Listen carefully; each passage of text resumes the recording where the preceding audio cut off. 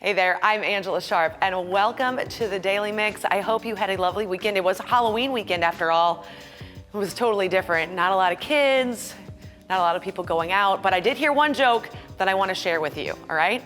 A man walks into a bar, he orders a hurricane and a Corona, and the bartender says, "That will be 2020. Yep.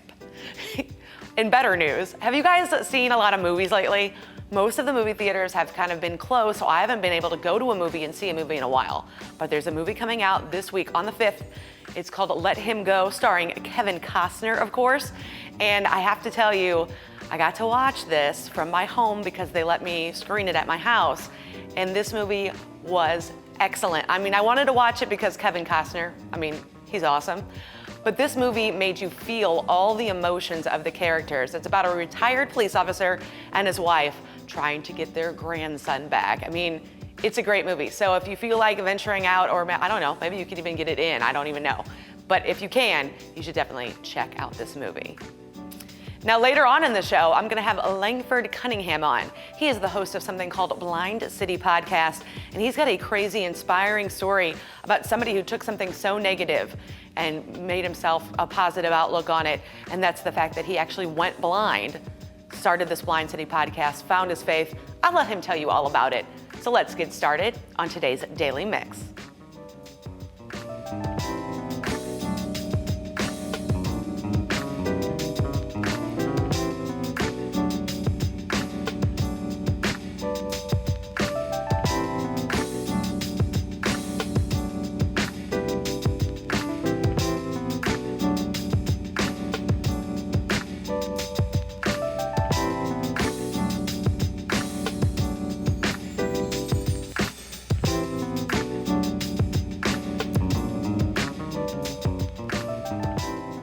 For nearly 3 decades, Cinema St. Louis has been giving us the chance to view some of the best films from around the world, and I'm happy to say the tradition will continue this month with the 29th annual Whitaker St. Louis International Film Festival.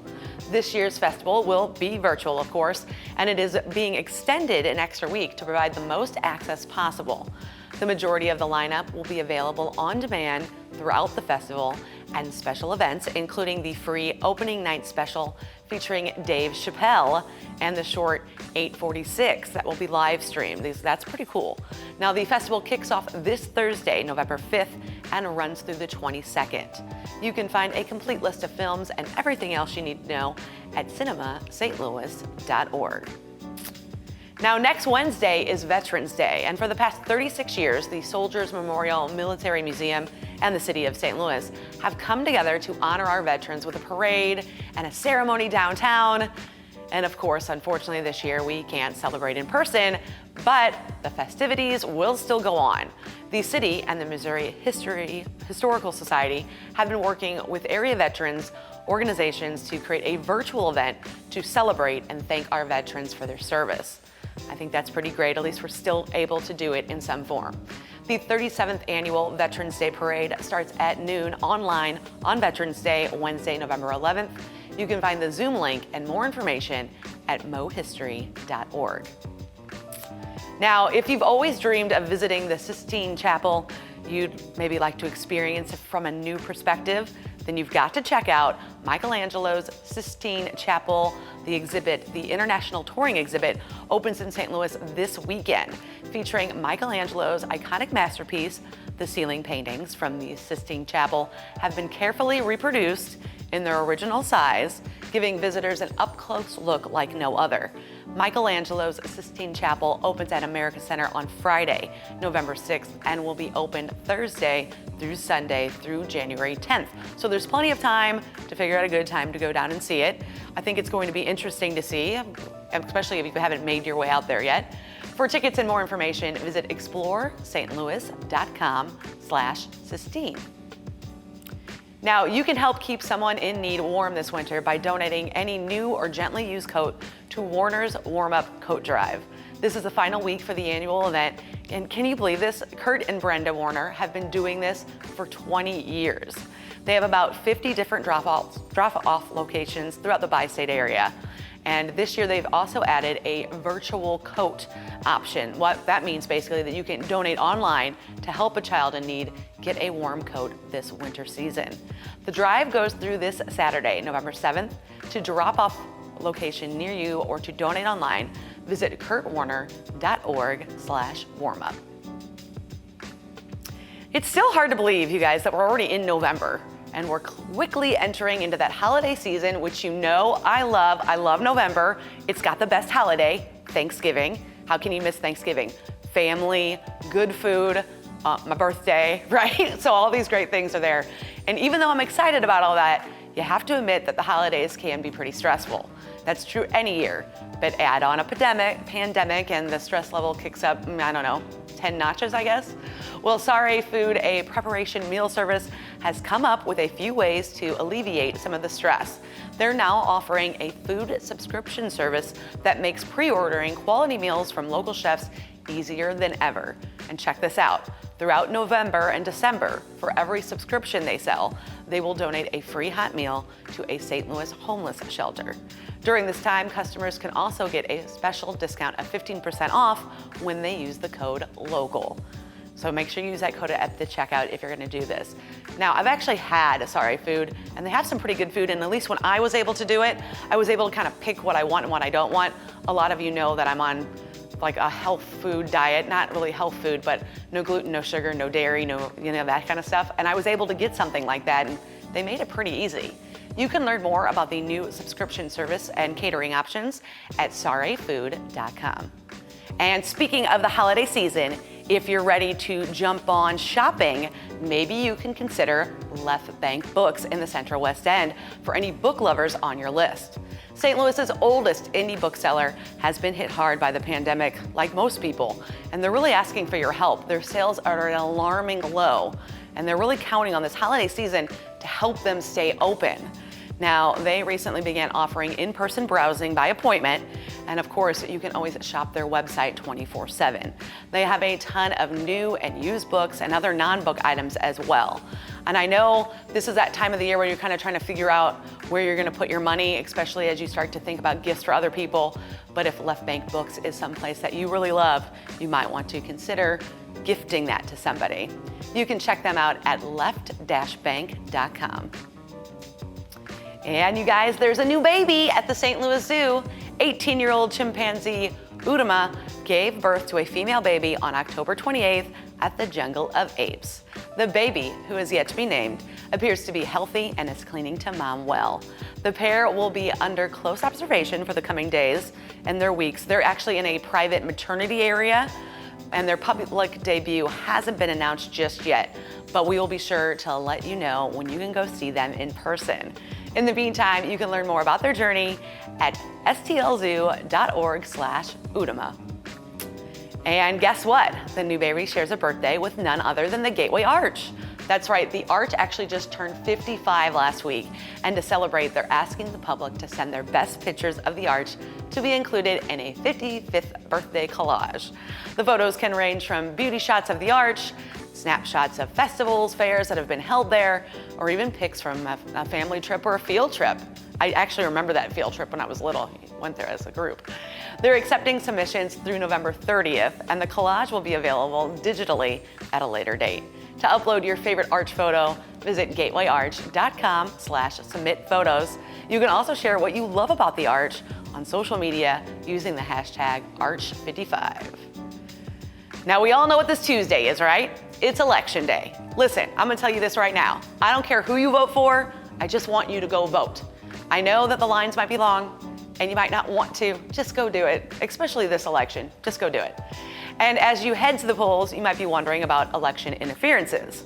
Well, Andy Ruzicka went out to the Del Mar Loop to find out what people think about it and if national security should be able to put an end to it. Check this out. Hi, Andy Ruzicka here, taking it to the streets where we're going to ask voters who are concerned about election interference in the United States, can national security officials end election interference? Let's see what voters think.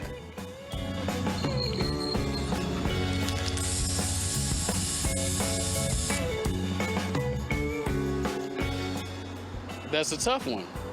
The first thing they would have to do is stop being involved with other countries and being in bed with corporations and actually be for the people. If they for the people, then you're in a situation where they're not looking for compensation for anything and they're like, okay, I'm just doing this strictly for a reason.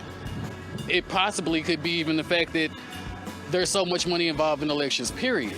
So it's all a big money grab to me when I look at that. It is important to get out and vote, but you need to vote for what's important and pay attention to what you're voting for and who you're voting for and what they're all about. So that's the key with that. I'm like, man, it's a bunch of nonsense, a bunch of bull crap. We already got enough going on as it is.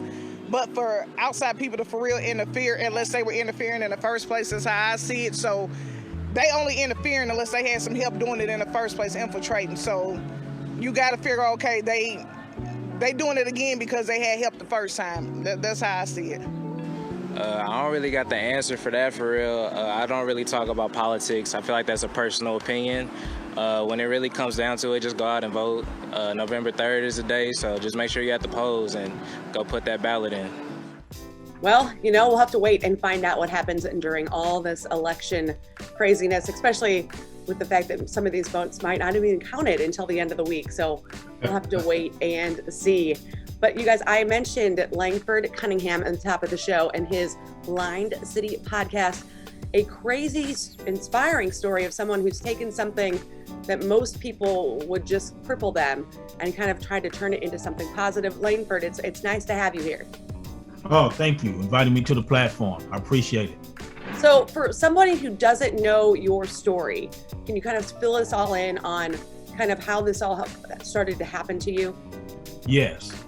Well, as little boys, they never told us how to chase health. They taught us how to chase wealth. And as I got older and started working, being part of my life, being dedicated to going to school, getting my degree, working at the state correctional institution as a counselor, drug rehab counselor. And then I went to juvenile detention to work with at-risk youth and create lesson plans for them. I was having a great life. I mean, I did what I was supposed to do. I set my goals. At the same time, I wasn't paying attention to my health. But I woke up one morning and my eyes were bloodshot red. And at that time, I was drinking a lot of alcohol. So when my eyes did not change within 2 days, they were still bloodshot red. I went to the ophthalmologist. And he said, well, your eye pressure is up to 45. Now, normally, regular people's eye pressure is between 12 and 15. So when he told me that, he said, we have to rush you into surgery. So the next day I go into surgery, and that one surgery turned into 31 surgeries trying to save my vision. Oh my goodness. And they couldn't save it. So Langford, what inspired you to do Blind City Podcast? What inspired me was me overcoming adversity, having suicide thoughts, being able to overcome that and be able to follow my mission, being a revolutionary and being a missionary, being able to serve the community and be able to assist people to be successful and make sure they reach their purpose and goals. And like I said, I had to lose my sight to find my vision, and not vision with 2020. We want people also to take control of their health issues. Go see the eye doctor once a year. Make sure you don't have glaucoma. Like I said, it's over 2,000 black men walking around in our community with glaucoma and they don't even know it. So make sure you get your eyes checked, and also to make sure you follow your vision for your purpose in life. There's so many people out here still trying to find their purpose. And Blind City, the podcast, is trying to help people fulfill their purpose in life. That's why I started Blind City, the podcast, through God's vision. And you've had some interesting people already on your podcast. Kind of tell us who some of those people are that you've had on. Oh man, and that's how I know God has been working with me. Corey Bush, congratulations to her. We're gonna support her with the change in our community. But she gave me an opportunity. She believed in me. She heard my story and she came onto the platform. And I'm humble for that. Demetrius Johnson, great friend, my mentor, the woman of faith. I can't say her real name because she's out in the streets. She rescued girls from sex traffickers. She rescued girls from sex traffickers. So I can't say her real name. And I have Steve-O, I have young dudes from the streets who are caught up out here trapped in this gang violence in the streets, telling me how they're living out there, how they're surviving. So I just bring people onto the show to release their pain and talk about what we're dealing with in our community, because the news don't tell us everything, because the news is only 30 minutes. They'll just tell you Trey and them got shot, but they don't tell you why they got shot. And you got people wondering, well, why they shooting each other down there? Why they carjacking down there? What is going on? So we bring that realness, and we feel we bring the scenarios to the people of why this is happening in our community. What the news doesn't give you that information. So that's what Blind City is. We are the therapy of the streets. We let people come onto the show and talk about their pain, talk about what they're going through and how they're gonna get through it. And that might release the tension that we have out here on the street. Wow, I mean, I love that. And where can somebody check out Blind City Podcast? You can go to YouTube, Blind City, the podcast, and you can go to blindcitypodcast.com. And starting November 10th, it'll be live from Blind City on Facebook and Instagram from 6 p.m. to 6:30 on Facebook and 6:30 to 7 p.m. on Instagram. And we will be talking with people who are out here on the streets trying to survive and trying to tread the water through this pandemic and other issues we're facing in the community. Wow, well, thank you, Langford. I appreciate you coming on the show today. And I have a question for you. What's that? You know who the most dangerous man in the world is? I'm afraid. Who? A blind man with vision. Reva Dirty. Thank you so much. And after you guys check out Blind City Podcast, make sure you follow us on Facebook, YouTube, Twitter, and Instagram. You can drop us a line at the Daily Mix at stltv.net. We want to hear from you. That's going to do it for the Daily Mix, but keep it right here on STL TV and experience St. Louis.